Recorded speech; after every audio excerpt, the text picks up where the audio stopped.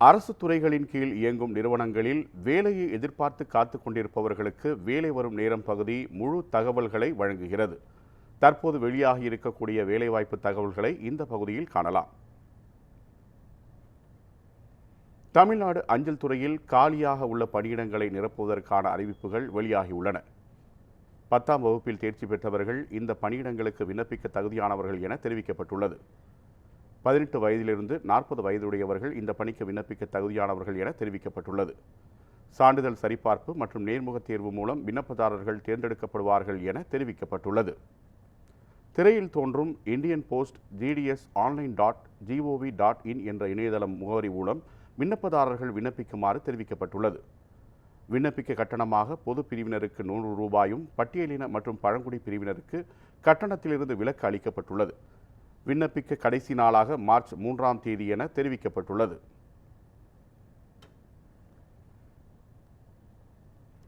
தமிழ்நாடு நுகர்பொருள் வாணிபக் கழகத்தில் 450 காலியிடங்களை நிரப்புவதற்கான அறிவிப்புகள் வெளியாகியுள்ளன. இளங்கலை அறிவியல், வேளாண்மை மற்றும் பொறியியல் பட்டம் பெற்றவர்கள் இந்த பணியிடங்களுக்கு விண்ணப்பிக்க தகுதியானவர்கள் என தெரிவிக்கப்பட்டுள்ளது. 18 வயதிலிருந்து 37 வயதுடையவர்கள் இந்த பணியிடங்களுக்கு விண்ணப்பிக்க தகுதியானவர்கள் என தெரிவிக்கப்பட்டுள்ளது.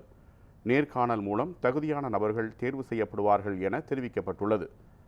விண்ணப்ப கட்டணமாக அனைத்து பிரிவினருக்கும் கட்டணத்திலிருந்து விலக்கு அளிக்கப்பட்டுள்ளது.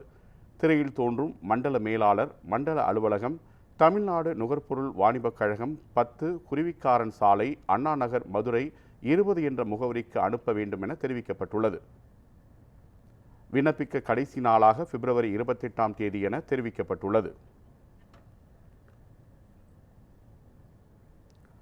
நேஷனல் எலக்ட்ரானிக்ஸ் நிறுவனத்தில் காலியாக உள்ள பணியிடங்களை நிரப்புவதற்கான அறிவிப்புகள் வெளியாகியுள்ளது.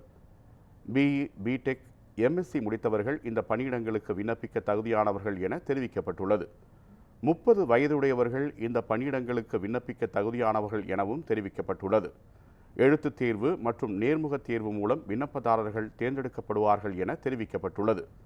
தமிழ்நாடு விண்ணப்பதாரர்கள் அனைவருக்கும் சென்னையில் தேர்வு மையம் அமைக்கப்படும் என தெரிவிக்கப்பட்டுள்ளது.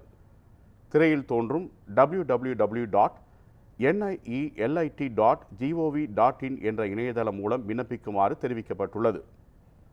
விண்ணப்ப கட்டணமாக பொது பிரிவினருக்கு 800 ரூபாயும், பட்டியலின மற்றும் பழங்குடி பிரிவினருக்கு கட்டணத்திலிருந்து விலக்கு அளிக்கப்பட்டுள்ளது. விண்ணப்பிக்க கடைசி நாளாக மார்ச் 18ஆம் தேதி என தெரிவிக்கப்பட்டுள்ளது.